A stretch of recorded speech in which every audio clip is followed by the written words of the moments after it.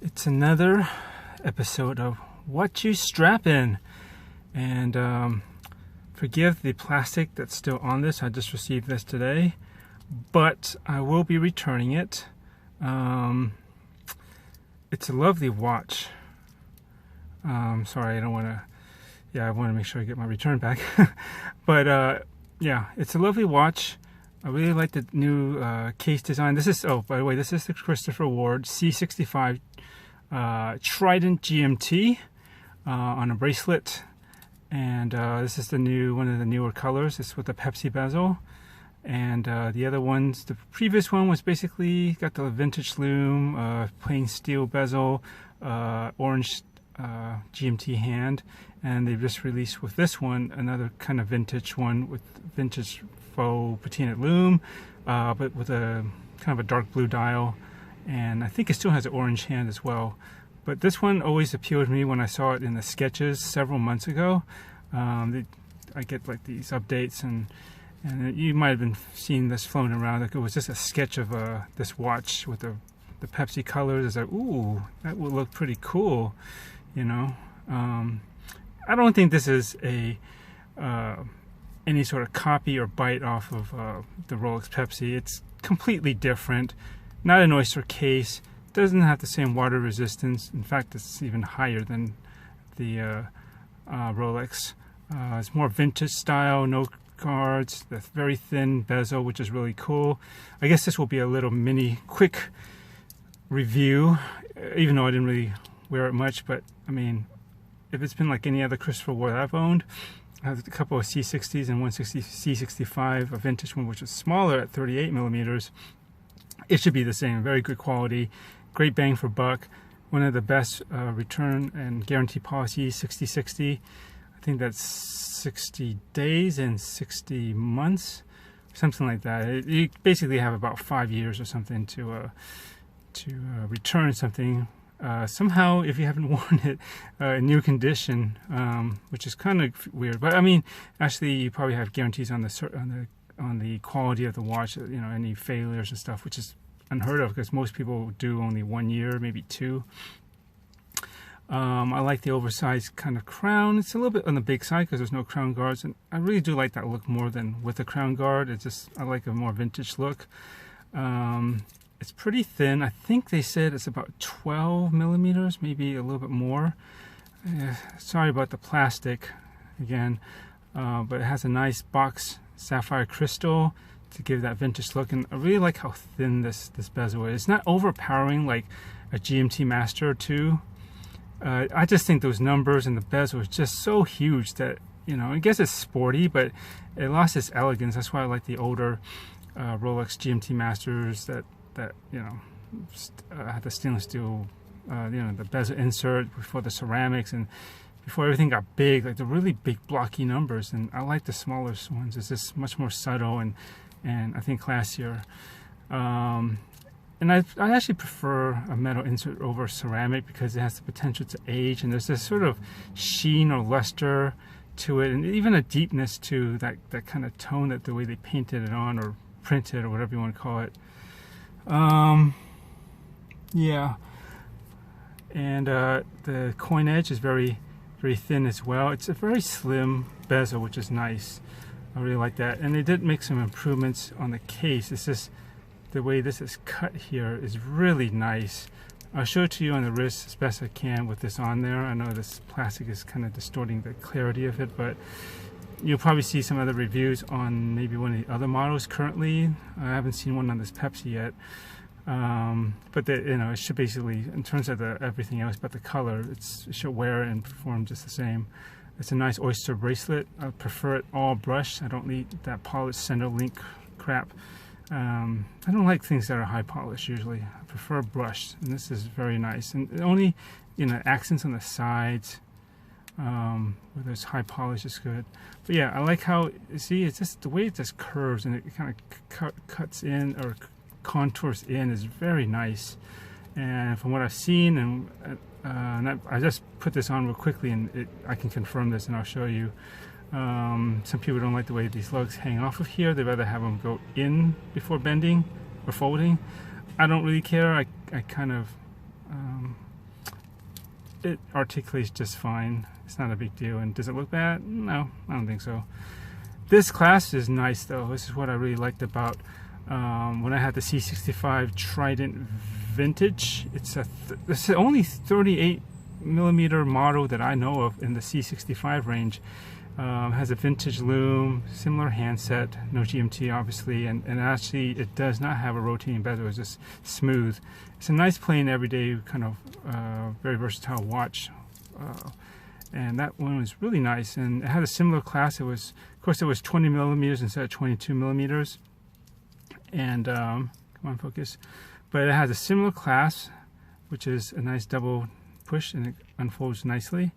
And the main thing is this switch here, which you can I move this without messing things up, is toolless, so you can extend the actually I guess I would push it out this way and pull out. Which way does it go? It should go out this way to the right. So yeah, see, like that. And you see those notches right there? So I like that. You don't have to tool. It's not quite like the glide lock system of a Rolex, but close enough where you don't need tools to micro adjust, and it'll always fit pretty good no matter how much your your wrist swells up or not. And what I like about these over, like say the Marine Master type of extensions, or what you might see from Strap Code, where there's like another button here, or maybe inside, usually it's on the outside as well. Come on, focus. Is that there's a section here that comes out, and then it's a ratcheting piece that extends this piece outwards. So it's all external. So then once you break basically the clasp, kind of the end part off where to extend, you see the little thin ratcheting plate, and it looks really ugly. And then usually those edges in between this piece and that piece that comes off, very sharp. And it's, I don't know, I don't like that. It doesn't look good, and it doesn't make me want to use it. And it's probably more for a tool and dive watch where you probably don't give a crap about the way it looks like when you're going diving, but I'm not using this for diving. So this is much better. It's all hidden and internal, and you can't tell it's been extended or not. So it's much better. This is one of the main selling features for me. So let's just slip this on the wrist real quickly. I've not sized it obviously because I was going to keep it, but I have two other GMT watches, including this Steinhardt, which is really nice too. It's been very accurate and consistent, and it barely budges a second every day. So and this is 39mm. You can compare this to this watch, which is 41mm. Now look how well the strap comes through. I mean, oh, not strap, the lugs. It just, look at that. It just hugs the wrist so good. There's no gap. I just love the shape of this, and oh man. But I don't mind this offset logo. They got the little twin flags kind of debossed, I guess, into the dial. And actually these indices, you can zoom up, they're actually, you can see they're kind of embedded in there. They got a little bit of channel around it, which is kind of cool. So it's not completely flat. But what I was saying is, this dial is such an open layout. I mean, it's very wide, and the bezel is so thin, so it really opens up that. Let me see if I can get some distance here to give you some perspective. It's doable, but I'd be lying if I didn't think it was just a little bit on the big side. Like, it's just so, it just feels really wide and open because of the way there isn't like a lot of negative space in here. But it's clean, and it sits nicely. It's a very comfortable bracelet. It's just like the other one that I had, the other C65. When that one's a little smaller, 38, which is, I wish they would make these in two sizes like they do with the C60, where they have a 43 and a, what is the other size? C60, 43 and a, is it a 40 or 39? I know they have two sizes. One a little bit smaller than 40. Yeah, it's probably a 40 or 39. I think the other C60. They come in those two sizes, 40, 39, and 43. And this is 41, which is kind of in the middle. Oh, you know what? They do have a 38. don't think 38, 39, because I remember the C65 Trident bronze, which originally was in 43, which I had. Eventually, about a year later or so, they made the smaller version of it, which was pretty sure it was 39, if not 38. Anyways, yeah, it'd be nice if they went smaller too with this. I mean, you compare it to this. I mean, or side by side, you can see there's much more. It's not, it doesn't overhang, which is nice. It curves nicely over the wrist. But, you know, if I had the bracelet, you could see, even though this doesn't contour down as much, some people don't like that, but it generally sits flat enough against my wrist, and it's not that long at this 39 size. It's fine. I don't mind. It's good quality watch, and it runs great, and everything's loomed too. So that's another bonus over this. Because of the aluminum insert, I only loomed at the pip. So even though you have the GMT hand, you probably could make out the time in the dark in the GMT 24 hour, but you just have to go by these markings, which is okay. But if you turn the dial and set your other time, that kind of goes out the window unless you memorize exactly where 20, the top of the hour or 24 is, and you know what the GMT hand should be pointing at in the dark. You won't have that problem with this because it's always loomed, which is why this is so great. Because watches of this style, generally they don't usually have a loom bezel insert for some reason with the 24-hour scale. That most they might do the pip, but not the whole thing for some reason. But they'll loom the GMT hand like the Rolex, GMT Batman, and or even any other GMTs, which is kind of funny because they don't loom anything else, and so what's the point, right? But I know that I think the very early vintage versions, when they had the Bakelite bezel on the Rolex, those loomed up. So these should go back to something like that. Anyways, size comparison: 41 millimeters versus 39, 2 millimeter difference, but you can see it makes a heck of a difference, especially since this bezel, I like this thin bezel, but it opens this up and there's just so much open space. It's just, for me and my 6.875 inch wrist, it's doable, but I'll be honest, I feel it's just a little bit too like a little too massive or too open for my size. I feel it's just, it wears larger than it visually than I'd probably want to like versus this one. I wish I had my other GMT, which is the glycine. It's a 40 millimeters, but it has a similar very thin bezel and a box sapphire.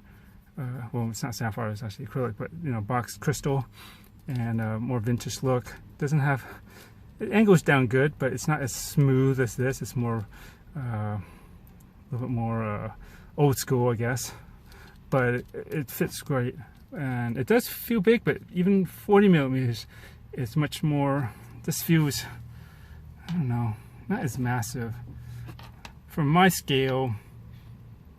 It just feels like I'm trying a little bit too hard with this watch. I don't know, I'm just buying it and putting it on, or I would be if I wasn't returning it. But this one, it's a good scale for wrist. And this wrist is closer to 7 inches. My right is bigger than my left. But still, I don't know. It's just, it's nice to have a more compact GMT watch. A lot of times they, and in the past with Steinhardt too, and other brands usually go with 42 and up, and doable, but for something 7 inch and under, you probably want to go less than 42 millimeters on most watches if you can. It really depends on the style and the case shape. Anyways, I just wanted to do this quick episode. Well, it's not quick anymore, but this episode of what you strapping. And it would be this one today. It just kind of came late today, and I just decided that, I wasn't going to keep it. I was going to decide which one I would keep, but after seeing it in person, it's a nice watch. I really do like this. I love the shape of this and everything in the bracelet, but visually it does feel big on my wrist, a little bit more than. I guys, just put it next to me. Yeah, I can live with it, but I'd rather not. For almost almost $1,000, I probably put it to something else, and I sort of have already. So I should return this and get back whatever I can. And what sucks is I paid import duties this time. I never had to do that. I don't know what the hell happened. And so hopefully if I return it, I can get that back, because I mean, I'm not keeping this, and thus technically I'd never purchased anything, and I shouldn't be paying any duties on something that I didn't bother keeping and getting my money back from, right? So I don't know how that works. I never had to pay it in my life, so I might be stuck with that payment, but hopefully I can get it back somehow. If not, oh well. Yeah, but if you have the wrist size and you do like this, I mean, I definitely recommend the quality, the service, the guarantee. I did open this up real quickly just to try the action. It's typical Christopher Ward style. It's good ratcheting, positive, no real play, and it locks, and it's pretty precise, you know, exactly where it should be going. And oh, the hand winding, when I was just powering up just to get it going, just to see how it was, super smooth. And all the hands line up. I always check that, you know, go to each hour, at least the 3, 6, 9, and 12 is easy to see. Some of the other hours, but definitely like those straight or right angle shapes that you get from the hour and minute hands. You can see if somehow at the top of the hour with a minute, if the hour hand has gone past, or maybe not quite reached the hour marker yet, you know. I don't like it when it's off, and I don't think anyone does too, but this one did line up perfectly. Yeah, if I had the space and the budget to hold more watches, I don't mind saying I wouldn't mind keeping this one for a while and to enjoy, but I don't, so I do have to, unfortunately, return this and do something else. Anyways, I hope you enjoyed this. It was informative enough. Again, I apologize for the plastic wrap, but you gotta understand, this has got to go back in original condition. And once these things come off, it's not hard to wrap up, but it's a bitch to keep clean. Things just don't, somehow dust gets in them, and then they just form a lot more bubbles once you start peeling these things off, so it doesn't look so brand spanking new and untouched in that sense. And of course, Christopher Ward has excellent packaging too. It feels like opening a luxury item. It's not such a fancy like a wooden box or anything like that, but it's a nice presentation if you ever bought anything directly from them, which is pretty much the only way that you'll buy this unless you get it secondhand. Anyways, nice signed crown. There's no, it's not transparent, but they always got a nice Trident logo for their case backs for their Trident line. Oh, lastly, would I be bothered by unidirectional rotating bezel on a GMT watch? Not really. I mean, it's easy enough to turn, and this is technically, or not actually, a dive watch first, even though it doesn't have a locking crown, screw down crown, but it is up to 150 meters. And I trust their build quality. I think it'll hold up just fine for swimming and stuff, even though it doesn't lock down. They feel, their watches are very solid. Never had an issue. So it is a dive watch, although technically since it doesn't screw down, it's not a serious dive watch. So, you know, how important is it for a unidirectional bezel, right? I don't know. You be the judge of that. But it doesn't bother me. It turns just fine, and you just got to swing it around again if you missed your mark, or say you need to set this over on this side, and yeah. Anyways, thanks for watching. I better sign off. Later.